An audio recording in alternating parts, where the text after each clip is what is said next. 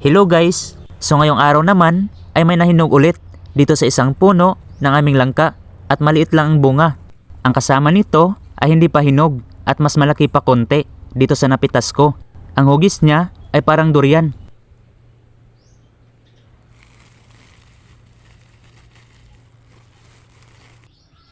Dito ko pala na puno nakuha ito. Titingnan ko kung meron ba itong laman at kung ilang kilo.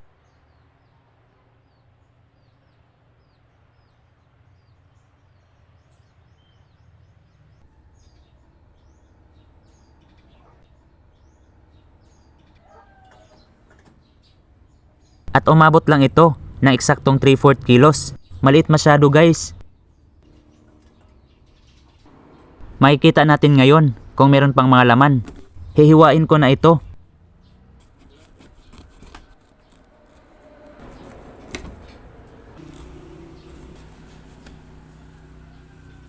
Ayan, may laman nga siya guys.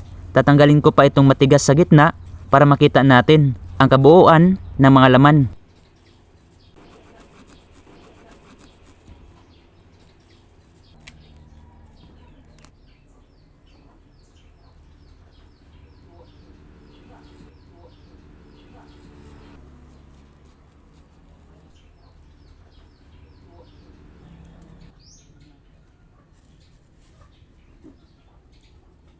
Okay na din ito na panghimagas ngayon kasi kakatapos ko lang mananghalian.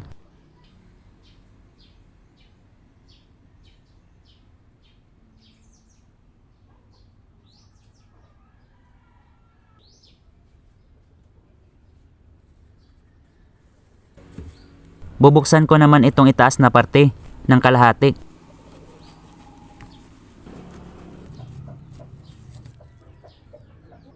Ayan, so may laman pa din.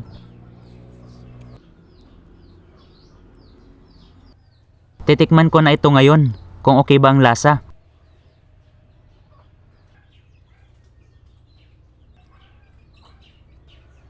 Matamis siya guys, walang biro.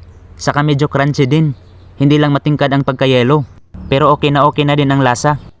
Yung mga maliliit na bunga sa langka namin ay hindi na tinatanggal. Kasi kahit 3/4 kilos lang ito, ay meron pa ding laman, lalo na kung merong mga umbok sa parte ng bunga.